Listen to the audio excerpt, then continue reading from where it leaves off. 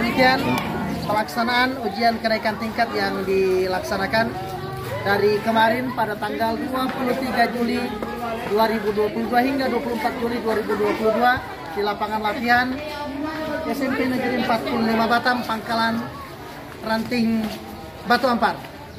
Salam pencaksilat, salam kawali, ewako.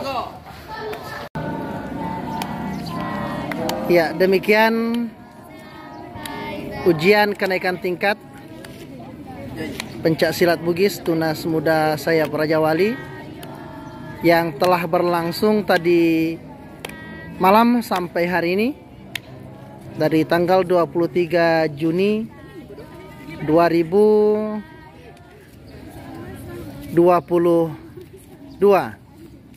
yang dilaksanakan di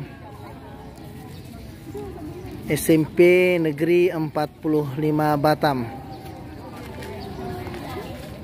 Kegiatan berlangsung selama kurang lebih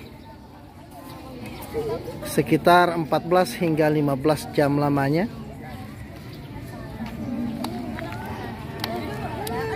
Dan berakhir di pagi hari ini dengan sayonara.